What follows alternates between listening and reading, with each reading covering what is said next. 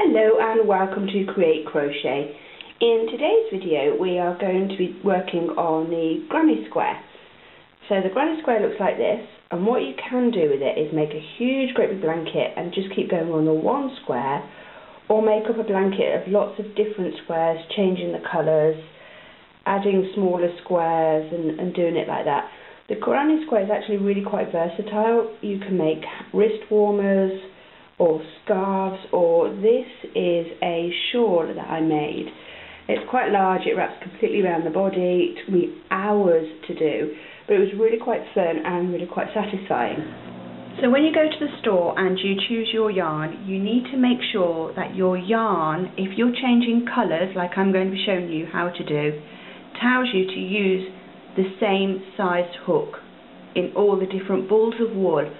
Otherwise your squares, if you're making a blanket up with lots of different squares, the squares are going to be a different size, and when you come to put it all together it won't sit right. Now the way you do this is, on your ball of yarn there are these two squares here. One is for knitting needles and one is for crochet hook. This here will tell you what size crochet hook to use. Make sure it's the same crochet hook for all the different balls of yarn. Okay, so I've chosen these. Now these actually come in twists, which is why I've rolled the ball up so that it has no label. So let's get started. So what you want to do is unravel your ball quite a bit. I'd say at least 1 metre, because you don't want to have to keep coming back and taking out the yarn. So we're going to create a slip knot. So you've got this short piece here. Try and keep this as short as possible. It will make life easier later on. And then you've got the long piece which is attached to the board. So 2 hands, wrap it round and form a loop. Hold the loop at this cross section. With the long piece, push it through the loop, and with your finger take hold of it and bring it through and pull on the small piece. This will create a slip knot. Let's do that again. So you go round, grab the cross section here. With this long piece attached to your ball of wool, push it through the hole. Grab it with your finger, I mean the long piece that you just pushed through, and pull gently on here to create your knot. And with your hook you push it through, grab the knot and gently pull. Now the hook I'm using is a size 4mm hook or a US G6. Now we're going to chain 6 and turn it into a circle. So to chain, you go yarn over your hook, and you always go from that way to that way. Okay, so you go yarn over, catch this piece that you've just yarned over into the hook section and pull it through your slip knot. That's one chain. Yarn over and pull it through.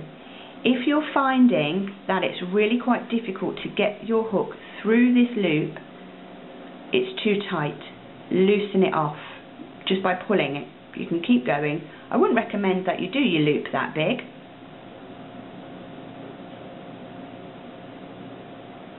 Also, if your loop is too big, you're going to have really baggy work. What you want is so that the loop on your hook can slide freely up and down your hook but not come off. Okay, yarn over, hold your work in these 2 fingers and pull it through. That's 3 chains. Yarn over, pull it through for 4, yarn over, pull it through for 5, yarn over and pull it through for 6 and stop. That is what your work should look like. It doesn't matter if your chains at this stage aren't quite right. They don't look like that. One loop's really quite big, one loop is really quite small. because this is going to be hidden. All of this is going to be hidden in the next round, and we're going to be working round and round and round. Okay, so the next stitch that we're going to do is a slip stitch to form a ring. Now, as you can see, there are loops at the top here, and that's how you count your chains. Okay, you do not count the knot that you made to go with your first ever loop, your slip knot. You want to find the next loop across. Okay, it's this one here. You're going to push your hook through, yarn over, and whatever is on your hook is called loops. So you've just yarned over, and we're going to pull it underneath and take off these two loops here. So you're going to go through one and through two, and that is your ring. We're going to be working into the center of this ring. So if it's not obvious straight away, find it. Okay, because if you try and work the next round into one of these, your work is going to be lopsided.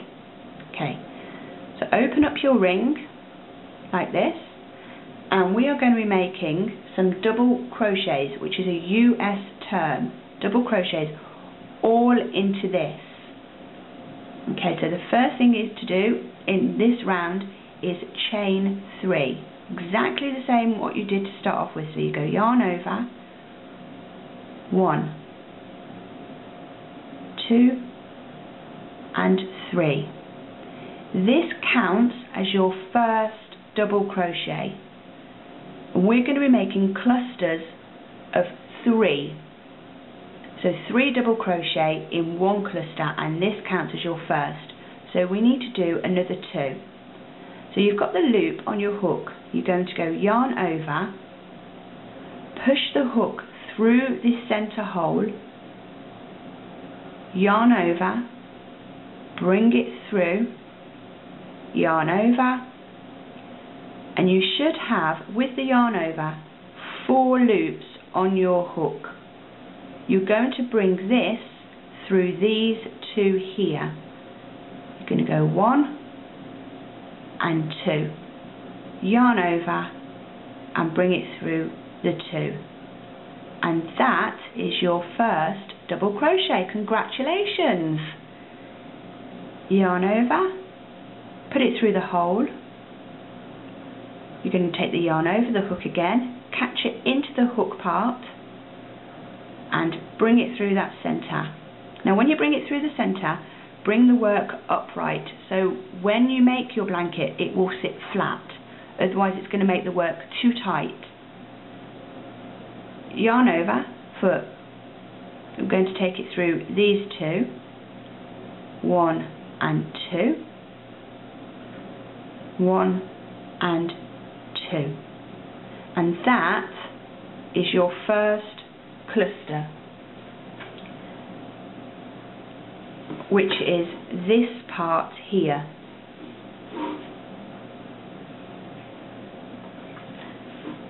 You're going to be doing that stitch over and over again, and also chaining.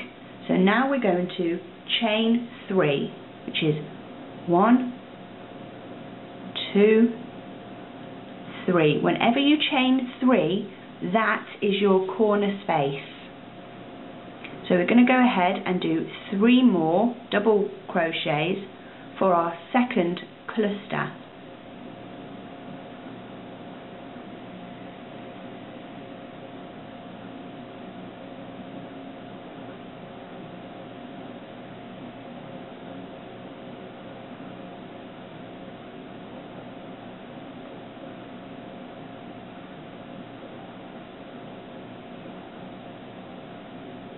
That's 2, yarn over, push through this hole, catch the wool or the yarn, bring it through, making sure that the work is flat, yarn over, bring it through 2 loops, yarn over and bring it through the last 2 loops. and that is your second set of your 3 double crochet clusters. That's 1, 2 and 3, and as you can see, by doing the 3 chain, it has created the corner to make it into the square. Once we finish this round, it will look like that. So let's carry on and make sure that it does. So again, you're going to now do 3 chain to create your second corner. 1, 2 and 3. Okay?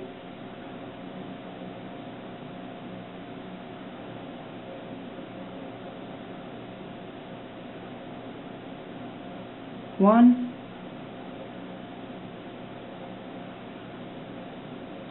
2 and 3.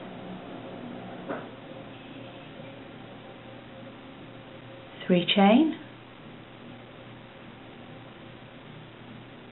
Oops. Always holding the work in this hand, otherwise it will flop around and make life really quite difficult for yourself.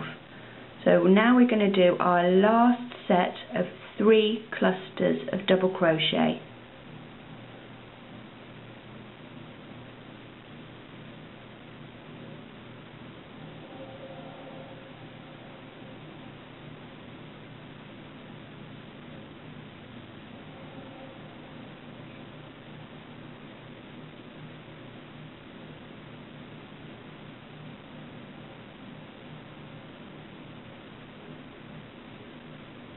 And that's it done. So now you're going to chain your last 3. 1, 2 and 3. Now this is where you're going to have to do some finding. Remember at the start I said you can tell how many chains you've got by the loops at the top of the chain. This first 3 chain that we did, you're going to slip stitch into the top of the 3 chains, so the 3rd chain from the base. Okay, so that's 1 there, 1 there, and the 3rd one, and it's this 3rd one that we're going to be making the slip stitch into. Okay, so you push your hook in there like so, yarn over, bring it through 1, bring it through 2, and that is round 1. If you're a first time crocheter, many congratulations. That is your first piece of work. Now we're going to do round 2, and it's exactly the same process, but instead of working into this circle, you now concentrate on these gaps that you created with your 3 chains. This is now called a 3 chain space. Okay? So, to get up to the next level, you chain 3, which is 1, 2 and 3. You do your next 2 double crochets into this gap. Remember, when you go up a level and you chain 3, that chain 3 counts as your first double crochet. So yarn over, take it through this 3 chain space,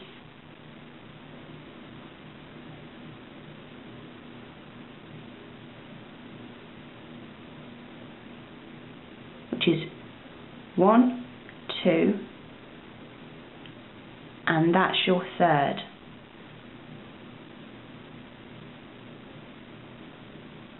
Now instead of chaining 3, because we are not creating a corner, we are simply going across this line here, you chain 1.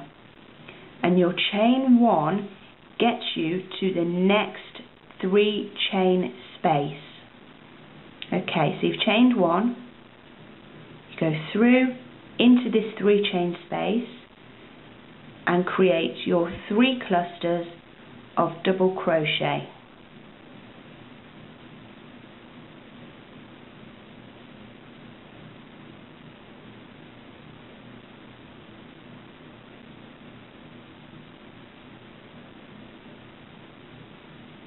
and that's 3.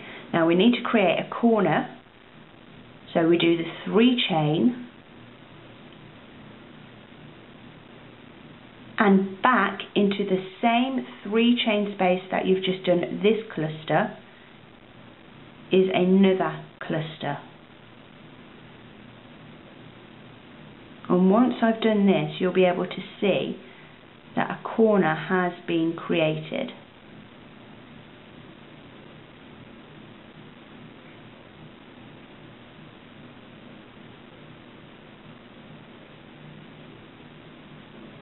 So this is round 2, that was round 1, and this is round 2. So to get to the next 3 chain space, we need to chain 1.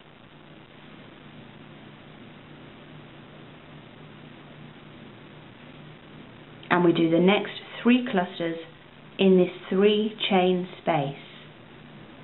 When you read a pattern, it will tell you to do whatever stitch into the chain space.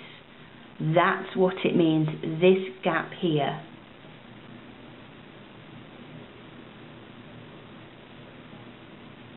So you've done your 3 clusters. We need to make the corner. So you go 1, 2 and 3 chains and back into that same 3 chain space for your 3 double crochet.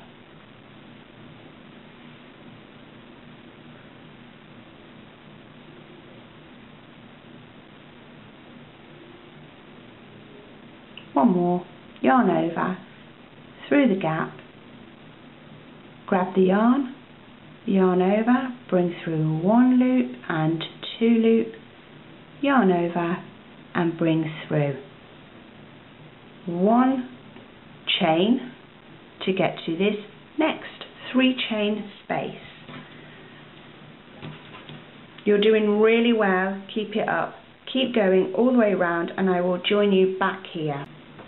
So we've come and I've done my 1 chain, but this is our last corner where we first put in the 3 chain and the 2 double crochet.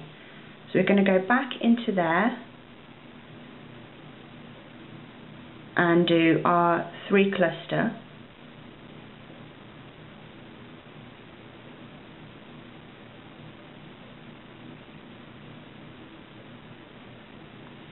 And then chain 3 to create the corner. And again, you're going to need to find the top of the 3 chain. So you go 1, 2, and this loop here is where we're going to be putting our hook, and we're going to do our slip stitch. And that is round 2 completed. Join me in my next video where we'll be doing changing colour and continuing on with this granny square.